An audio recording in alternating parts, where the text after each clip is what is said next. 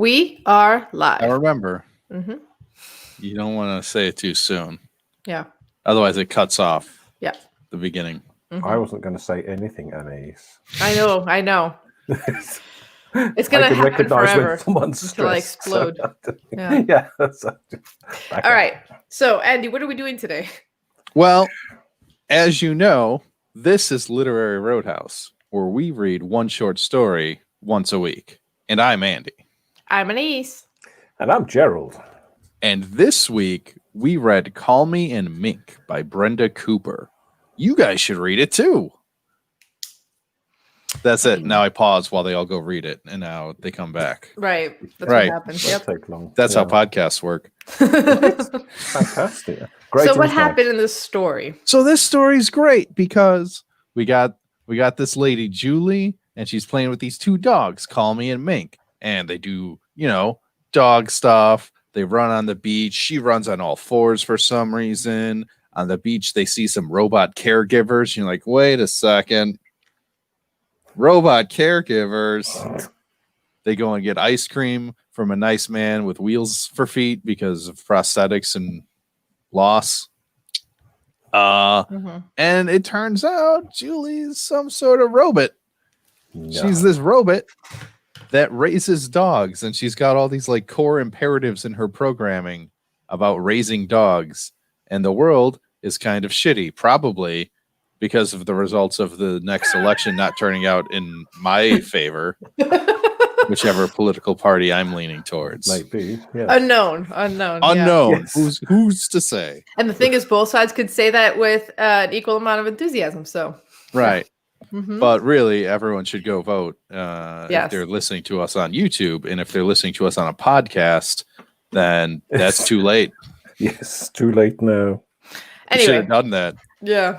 Anyway, okay. So the world's falling apart. So it turns out world's falling apart, and Julie, and I get the feeling is some sort of relic. She was built for a world that had not quite fallen apart, and now the world's falling apart, and she's doing like a weird thing.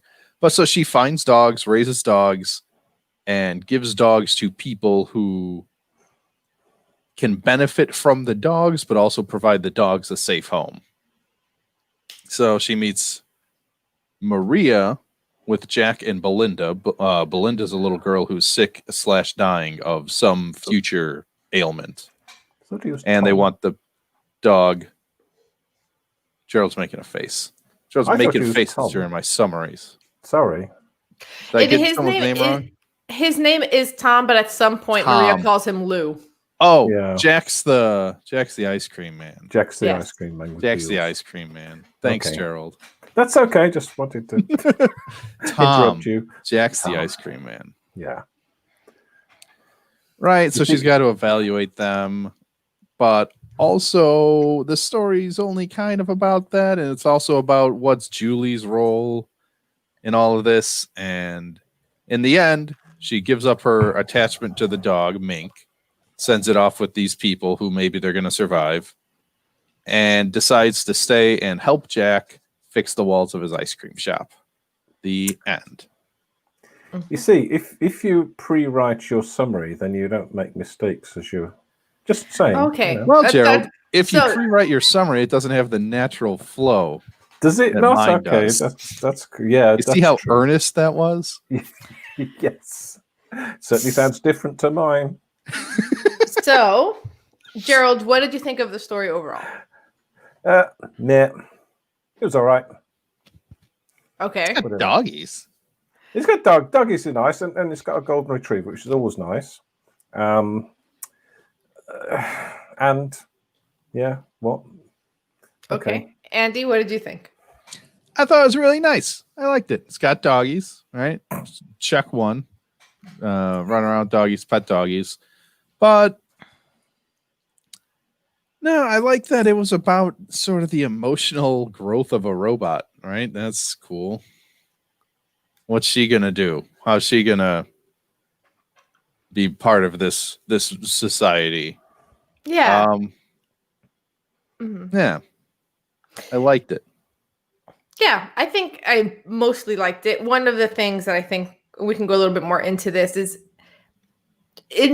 for the most part, not always, but whenever you have a robot, some kind of android cyborg thing, and you're the thing that the story plays with is the line blurred between human and robot, right? Like that's like a common theme that's explored in these kinds of stories. And this one does do that. We can get into how it does it. But one of the things that stood out to me as I thought about it, not as I was reading it, but as I thought about it, is in most robot stories where it's like, oh, they're very human. Are they human? Blah, blah, blah. What is the difference? The robot wants to be human. The robot wants to be recognized as a valid and full individual on equal footing. And Julie's not preoccupied with that. She's very cool being a robot. She's really like tied to her program and being like, actually, like she doesn't want to. She's not fighting for she's not fighting from robot rights. She's very comfortable being a robot, which is a little different. Normally you don't see that. That's weird, fighting for robots' rights and that's a thing. And, that's a major thing. It's a major thing. Not in this thing. She is doing what she's programmed to do. Right. And okay, the programming is very wide ranging, and she rates people and rates situations and does calculations on that, and that's cool, but that's programming, and she sweeps. I said in the pre-show, she's checking her own software, but it's like sweeping up bits of program that were created and she doesn't want anymore. So she sort of sweeps them up and gets rid of them, and pictures that are sitting around inside her memory and that she doesn't want anymore. So she removes those. So but then she's just doing what she's programmed to do. So she. Wow. And also, way before she's on her all fours, she closed her clothing over her joints to keep the sand out. Bing, bing, bing to me. I thought, aha, is she a robot? Joints, clothing. Yeah. Yeah. And she was. I predicted she would. I thought cyborg before I thought full-blown robot, but definitely I knew there was some sci-fi stuff going on here, partially because it's Clark's World. Like that's already, there's a bit of a meta here. There's a hint. There's a hint already in where we're reading the story. Spoiler. Yeah, but also, the way that the author writes, she drops down to all fours in such a way where it's like yanking your chain a little bit as a reader. Like, did you read that right? Did you read that right? Yes. Yeah, very early on. Yeah. But so that's that. I don't know, the bit where she's deleting the memory specifically. Not that Robo Julie's trying to be human Julie, but right, it's about attachments and what is the healthy level attachment, right? She keeps only 100 pictures / memories of each of the dogs she gives away, right?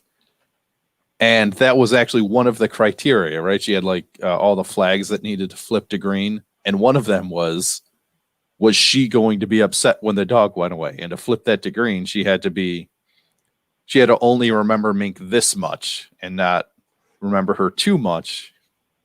Right? If she remembers everything about Mink, then she'll be sad when Mink's gone. So there's remember her, but find the right balance in that. And I like that. It's what is a healthy attachment versus a unhealthy attachment or tying you down too tight.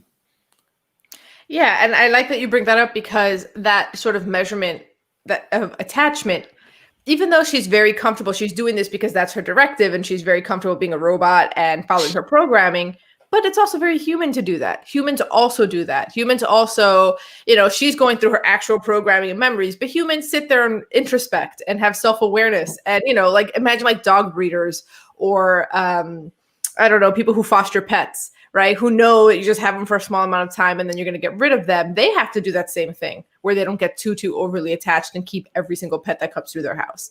Or even, outside of relationships with animals, humans think about what is a healthy and unhealthy level of attachment in your friendships, familial relationships, and everything else. Or even attachments to abstract ideas like career and hobbies. So in a way, what she was doing, humans do it too. We just have a different way of doing it, including our brain automatically sort of discards certain memories and decides what it can't get right. Like there's certain like images that are frozen in your brain, and there's other stuff that you just do not remember. It's because it's unimportant, right? Oh, that hinge was creaky. That goes away. So yeah, the artificial intelligence in this world is so advanced that even a robot that's totally cool being a robot is very human. Yeah. It's kind of but it's not her choosing, is it? It's the programming that has red flags and then flips it to green. So someone else has dictated to her what the criteria are for photos that she keeps. Yeah, but the criteria was attachment, right? The criteria was how attached are you to this dog? And so she had to decide which were the photos to keep that would let her detach, that would let her be healthy after the dog was gone. Mm-hmm. Right? Maybe. And I don't know that we know for sure that she doesn't have a choice, because this is the one thing about the story. If I'm going to get a little critical, there's so many things hinted to at the story that I find a little more interesting than what's actually happening in the story, where I'm like, wait a minute, but why are we in an apocalyptic setting? Wait. But, like questions I had, are there bad robots? Because remember when Tom tells Belinda, remember when Belinda says, oh, she looks like a human, and Tom's like, no, you can tell she's a robot by her posture. And I'm like, is this just general information?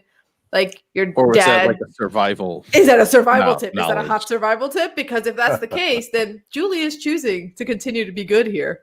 And then also just like, how long have things been apocalyptic? Because there's this like settlement of what seems like mostly elderly folk, and people sort of pass through here. How long has this been here? Who's maintaining all the other care robots running around? Why does Jack still even bother with an ice cream store? And then why was Julie programmed to tame dogs? To what Andy was saying, like, is this like a pre-apocalyptic programming where there was like a need for like training and taming dogs? Like who was like, I got to make a robot that's prime directive is just finding stray dogs and just making them good dogs. Who's that person and why? What society was like, we have so much artificial intelligence. But then I feel like if that's the world, Jack should have a robot making ice cream. Like you should have a robot for everything if you have dog training robots. Anyway, so I'm more interested in the whole world around Julie. See, you say that as a critique, but I completely agree. And also that's one of the things I like, that sort of the world building was just very sideways everywhere, right? It was just around the edges, and you get maybe not an accurate picture of what the author was intending this world to be or what the apocalypse looked like, but like it paints a picture. It paints a heck of a picture. Yeah, I like the fact that robots and humans are very well integrated in this society. So that's cool. So that's that's been happening for some time. But I always want robots to sort of to be doing their robot stuff and then think, why am I here? And then I just want them to have a little introspection and a little of sentience, because for me that's where robots become interesting. When it's like Westworld and that sort of thing, where or end of season 1 Westworld, where the robots become aware that they're robots and they didn't know they weren't robots. They were robots to that point. So it's that sort of kind of interface, but the two types of people seem fairly well defined and fairly well segregated. That robots do the stuff, and humans just be. But that goes back to what I'm saying. Like, yeah, most stories have that sort of Pinocchio kind of storyline. The whole I'm a real boy, recognize me as a real boy, I want to be a real boy. Westworld has this as well. And a lot of fiction that has robots tacks in that direction. But what I like here is in Westworld, they had to become aware that they're robots, aware of their situation, to get mad about it, to want to do something about it. Here, Julie knows from go she's a robot. And I think she is introspecting. But she's very comfortable with what she is. Like, again, if there was bad robots making a different choice, I think that changes this a little bit more, because I get what you're saying, Gerald. Without the comparison of the bad robot that's going against their prime directive, then it's like, well, is she introspecting, or is she just like doing another task on that's like part of her programming that she can't avoid anyway? That's not interesting, right? So you have to open it up to a creature or a creation that's this truly intelligent could choose not to flip the switch, right? If you don't have that option, I get what you're saying. Then it's like, well, there's no. This is the only way that it ever could have played out. It's too programmatic, and I'm thinking it can't be that programmatic, or else then the story does fall apart. Yeah, I didn't get the feeling. Like I got the feeling she was choosing to flip that switch. That's her whole when she went for a run that last time, right? She's like, I can go either way on these people. And she decided to flip the attachment switch so that enough flags were green that she would give the dog away. And you see her change her mind also with Jack. Remember how Jack's like, can you stay? And she's like, no, I can't be a resource to just one human. I can't get attached to one human. I have to help all humans. And then she like invents an excuse as to why she should stay, because she has to fix Jack's walls. She's choosing to do that in a way that, again, feels kind of human, right? You could rewrite the story with a person completely, not make Julie a robot, and it's still a story about attachment. Right. Good point. Yeah. Yeah. And you're right, Andy, that like, it's not necessarily a critique so much as it's just like, is there a novel version of this? Because the story of Julie, robot dog tamer, and her attachment and getting over the attachment of Mink, and, you know, in a healthy way, is great for short story form. You can't make a novel out of this, but all the stuff around this, all the trimming around this is definitely a novel, you know? Yeah. Because it feels light, right? Like, it's an interesting examination of attachment, and it's an interesting premise. And for a short story format, it's totally fine to like, you know, if it were any longer, I'd probably be like, okay, like it's too light to hold up anything else, but everything around it's great.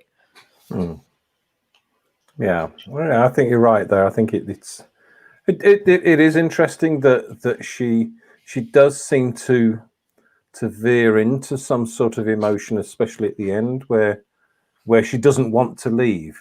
Jack is expecting her to leave, but she doesn't want to, and she invents the fixing the walls. Yeah. And you could see her making stuff up forever. She could have also clung to the fact that Maria, Tom, and Belinda are going south when she thinks they should go north as a reason to not give them the dog. Like, she has a lot of opportunities to hold on to Mink. This isn't, you know, not everything. She remember there's 10 things that have to go green, and she's like, all right, if she gets to 7, she could have kept finding reasons not to do this. Yeah. Yeah. You know what I want to read? I want to read the story of Maria, Tom, and Belinda. What happens to them next? I want Julie to be a chapter in their story. Right. Yeah. Yeah, and like, I don't know.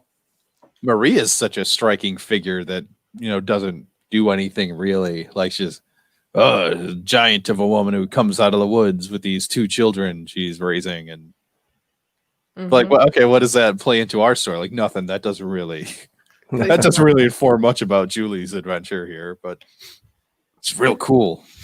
But you're right. It is very striking, because one of the things that Julie notes is this is an odd group that has low chances of survival, but they seem really competent. And you're here like, oh, they're so competent. What's going to happen? Yeah. Yep. Yeah. And the fact someone had left Belinda by the roadside, free like a puppy used to be. Yep.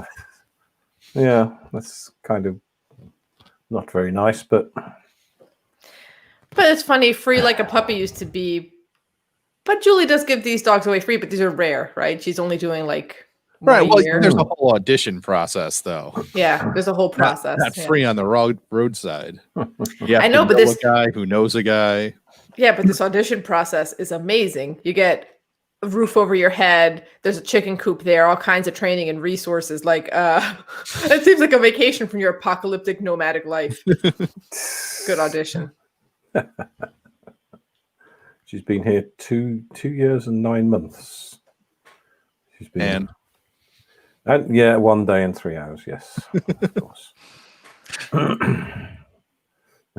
That line actually stood out to me because she's so careful to seem unnerving to humans in every other way. If a human smiles at you, smile back, right? Like she has all these things. I'm sure they could program a robot to be like, if you answer that question to like within a minute or whatever, it's unnerving. No one talks like that. Yeah. Well, see, I saw that as because she heard them debating whether she was a robot or not. She was like, okay, I got to give him a little something just to. Here's a robot line. Yeah. I'm like certainly a robot. Yeah. I like that. I'm definitely a robot. Yeah. Which again goes back to the whole she's very comfortable being a robot. It's like if Pinocchio was totally fine with his sentience while still in puppet form. Like, yeah, I'm totally as sentient as the humans, but I'm fine being a puppet. Yeah, I don't need meat. Yeah. I don't need them to be like, you are human too. Like, I'm good with what I am. Let me live my own life, raise some dogs or whatever. But yeah, I am my own creature. I have nothing to prove to you. Yeah. Yeah, I think just thinking about it, because I'm a bit sort of about this story, but actually that last section where she's with Jack and you can tell that she wants to stay, she doesn't want to leave, and she's quite comfortable there and safe, and it's sort of almost like she's not that whatever programming she has, she's ignoring it or choosing to ignore it or making a choice about something that wasn't logical. So she wants to, helping him fix the walls just enables her to stay there a little bit longer. So that's quite interesting. Yeah. Yep. I have a truck outside. Hopefully it's not too loud. Yeah. So what about the writing? I felt one of the strong suits of the writing from like a craft perspective was the pacing. Everything kind of came in when it was supposed to. It just sort of took you along. Nothing felt overly long or overly rushed. Yeah, it was real smooth to read. I actually read this right after our podcast last time. And I was like, oh, let me just click on this story I submitted and take a look at it. And then I was like, oh. And then, that's okay. It's over now. It's done. Yeah, exactly. I think smooth is the best way to put it. It was just like gliding across the story. It just sort of flowed, which is a skill in and of itself. Like, there's a lot of aspiring writers who listen to this show, and I think analyze how she does that. Like just. Yeah. Yeah. I think the sentences were varying lengths, but generally short. So you're not stretched, and you're not. Sometimes when you're presented with an overly long sentence, you become aware that the sentence is going on and becoming overly long. So I think the writer, is it male, female? Yeah, she or maybe she's a robot. Who knows? She gets that sentence length just right. So it's interesting, but not doesn't intrude at all. So that was very good. Yeah, it's quite difficult to analyze why a piece of writing works in this way and how another piece doesn't. There's lots of dialogue in this as well, which always helps. And it's also possible, this is something I've been wondering more and more, but I have nothing to back this up. If part of the reason why it's so smooth for us is because this is contemporary, published this year, and it's speaking in the language that we all speak right now. I wonder if 50 years from now, someone reading this would not have as easy a time with it the way that when we read something 50 years old, there's some weird turns of phrases or a weird syntax, or just no one, maybe more than 50, let's like say 80, but like there's just like a slight hiccup, or like no one does that anymore. And this is in the language that I think our brains work in right now because it's so modern. I wonder if that's a part of it. Because I can't imagine people in like 1880 reading a contemporary 1880 story where they're like, what just happened with this sentence, because their brains were already working that way. and that's what they were used to consuming. But I have nothing to back this up. This is just me thinking. That's okay. Yeah, because you know that That's happens. kind of fun. I know, but you know, like when you're reading older stories and like you feel a little stupid because you're like, this is literally English and I know every word in the sentence, and yet I'm like I'm missing something. Yeah. Your eye It twitches. didn't quite fit the way I Yeah. wanted it to. Yeah, Yeah, that's you had why to, I like, don't. stop. That's why I don't like reading the classics, because and I hate those quizzes you see online that say, "How many of these books have you read that you should have read by now?" And for me, it's one or two if I'm lucky, because I don't read the classics. I don't like them. I don't like how they're written. I don't care how classic they are. I'm not a huge classics junkie. I have read and enjoyed quite a few of them, but it does take me like I'd say 30 to 50 pages before my brain has been sort of like rewired to scanning this. Like I'll read that first chapter, like I'm rereading the same paragraph, and then eventually my brain's like, okay, I got it, I figured it out, and then I can read it quickly, but I can't just scan it from go. Yeah. But you know, but even modern authors who have a very distinct style, that happens to me. Like when we were reading Red Jaguar, Black Wolf. Oh, yes. Marlon James has a very distinct Yes. style. And it took me a little while Wow. to like, okay, now I got it. Even though he writes very short, abrupt, punchy sentences, the way he jumps between them is very distinct. And I'm like, okay, I gotta figure that out again. Yeah. So it isn't just older authors. Challenging. And I think so, and I think some modern authors like to play with the style, which annoys me something, because I want to read something. I don't want to be challenged by it, or I want to read for entertainment. Yeah, I know. I know. I'm old. I you know, we've debated Saunders on here before. He definitely has a distinct style. He plays very stylistically with what he's doing. And it comes down to taste, because I love when he does that. I'm just like, what just happened here? I remember the first time we read the Semplica Girl Diaries and I saw him do the exclamation point between parentheses just to like emphasize that the protagonist was super excited in that moment. I loved it. It was great. It was cute. And then I started doing it. Like, Really? Yeah, like in texts and stuff like that. Like, yeah. I think That's how you pronounce that, isn't it? it is. That's how you pronounce it. Just like, or like it's just like an emphasis. Like again. Yeah, it's good punctuation. Okay. Okay. Do you have anything else we want to say about this story? Yeah. Are No. you ready Yeah. to read? Let's rate her.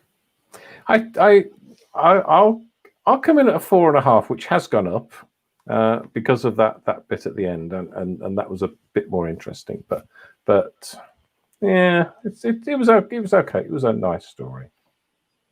I'm coming in at a 4.5 as well. I know I've been mostly positive, but at the end of the day, I think the one line I said that's true is, but it still feels very light. Like there's not enough to sink your teeth into, and I think I like chewier things. I'm giving it a 5 because I think it's a nice story. See how I said the same thing, but I emphasized it differently? Yeah. It is No, nice. I Make it enjoyed it. differently. It was very, very nice to read. And, you know, the thinking about attachments is useful for life. It is. Okay. Whatever.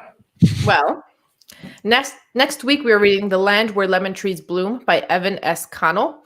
I feel like I need to, same way I gave you guys a warning, I need to give our listeners a warning. I scanned it. Somebody in the story knows about someone, I don't know, somebody likes mixing cottage cheese and ketchup. You've been warned. I mean, I think it's like a passing line, but I was traumatized.